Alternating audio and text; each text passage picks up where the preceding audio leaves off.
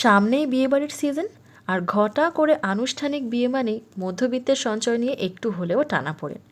এরই মাঝে যদি এমন এক ঠিকানার খোঁজ দিই যেখানে সাধ্যের মধ্যেই খুব ভালোভাবে স্বাদ পূরণ সম্ভব, তার চেয়ে উত্তম আর কী হতে পারে, তাই না? হ্যালো, আমি Aparna, welcome to my channel. নতুন অতিথি হলে অবশ্যই চ্যানেলটাকে সাবস্ক্রাইব করে নিও কিংবা পেজটা ফলো করে নিও প্লিজ। চলো এবার লোকেশনটা তাড়াতাড়ি বুঝিয়ে দিই।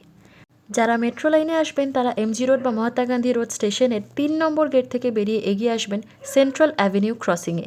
ক্রসিং থেকে রানিং অটো পেয়ে যাবেন বড়বাজার যাওয়ার, নামবেন বড়বাজার থানা স্টপেজে, এবং যারা শিয়ালদা থেকে আসবেন তারা কিন্তু ডিরেক্ট বাসেও আসতে পারেন।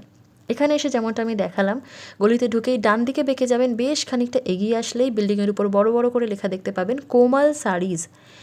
এই কোমাল শাড়িজের যেই গলিটা রয়েছে সেখানে আসলে প্রথমেই দেখবেন ডান দিকে একটা ওড়নার দোকান রয়েছে। বিয়েবাড়িতে বউরা যেরকম টাইপের ওড়না পরে থাকে বা ঠাকুরের ওড়না যেরকম হয়, যাতে আপনারা ঠিকঠাক করে লোকেট করতে পারেন।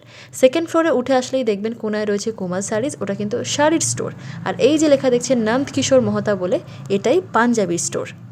এটা কিন্তু একটা হোলসেল দোকান। আমরা বেশ কিছু ধুতি পাঞ্জাবি দেখছিলাম একদম রিজনেবল রেঞ্জের মধ্যে, সবই পছন্দসই।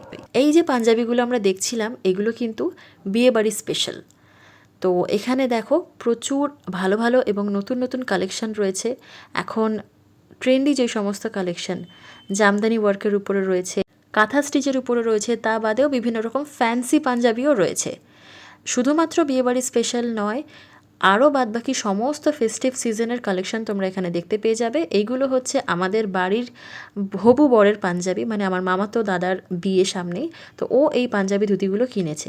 শুধুমাত্র পাঞ্জাবি নয়, এই স্টোরে কিন্তু বেডশিটও তোমরা পেয়ে যাবে, সেটও পাবে, সিঙ্গেল পিসও পাবে, তা বাদেও প্যান্ট শার্টের পিসও এখানে অ্যাভেলেবেল।